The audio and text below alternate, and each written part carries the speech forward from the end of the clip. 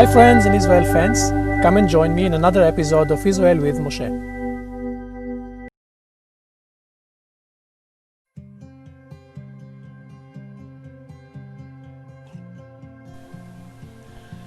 Glad you're back with us. In the previous episode we were talking about the borders. Now we're going to talk about the different climates and landscapes that we have in this land. We mentioned that this land is a very small land. Remember, we said it takes about 6.5 hours to drive from north to south, about 2.5 hours to cross from east to west, and this is by car. Obviously, much less when you travel with a jet plane, just a couple of minutes. But when you travel in biblical days, and when you tour this land, especially if it's a biblical tour, you want to talk about the landscape of the land in biblical days. In biblical days, people did not drive cars, people did not fly by jet planes, people walked everywhere. And so we have to switch our mindset into understanding that distances are different today than they were in biblical days. Today, it takes us about a couple of hours to drive from Jerusalem to the north to Nazareth. But in biblical days, people who walked from Nazareth to Jerusalem, it would take them about 10 days to 14 days because they had to walk everywhere. They had to consider the fact that there's climbing uphill and downhill, that you cross through deserts, that you cross through dangerous areas where you cannot go by yourself. You have to wait until you form a caravan so you can go together. Remember the parable of the Good Samaritan? This gentleman was walking from Jerusalem to Jericho by himself, which was a very stupid and very dangerous thing to do. And of course, he was attacked by robbers. And so when people walked in biblical days, the whole mindset and the whole distances is very, very different. So the Bible uses a lot the term 3 walking days, a walking day distance. And it's very hard for us to relate when we tour Israel into the distances because we have a very nice, comfortable, air-conditioned bus, and it takes us almost no time to get from place to place. But when you understand the topography, when you understand the culture, when you understand the landscapes, it will give you a better understanding of the way people used to travel. I always like to say that when you travel Israel, you visit Israel with the best tour guide there is. Not me, the Bible.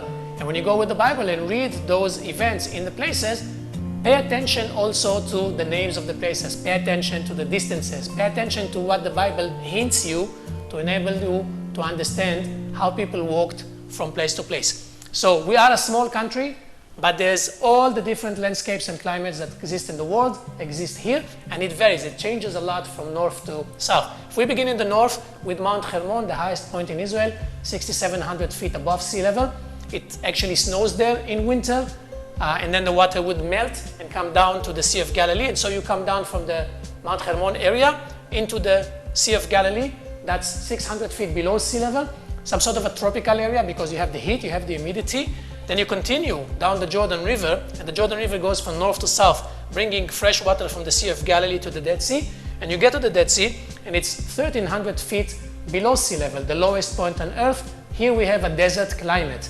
Here on the north, on the Mediterranean Sea, we have Mediterranean climate. Mediterranean climate means a whole lot of water, about 1,000 millimeters of rain every year, which means you can grow there everything that requires a whole lot of water.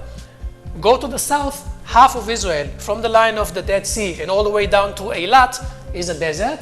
It begins with the desert called the Negev, and the southern you go, the drier it gets, and here in the south, this desert is already called the Arava Desert.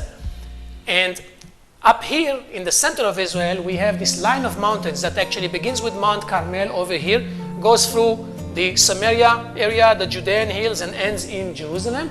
And the altitude of these mountains, of those mountains, is 2,400 feet above sea level. That actually creates 3 valleys in Israel. We have a valley here on the west to the Mediterranean called the Valley of Sharon. The Bible mentions that, talks about the lilies of Sharon. Then we have a valley here on the east called the Jordan Valley along the Jordan River. And here we have a big valley that kind of connects those 2 valleys, and this valley is called the Valley of Jezreel. This is the name in the Old Testament, or the Armageddon Valley, which is the name from the New Testament. And so when you understand this topography, and you understand that you cannot cross Israel from west to east without climbing up and down mountains, then you understand that the roads that people were using were dictated totally by this kind of topography. And in the next episode, where we're going to talk about roads and how people traveled in biblical days, we will relate those roads to the topography, and you will see that the archaeology that we have here goes according to this topography. Bye.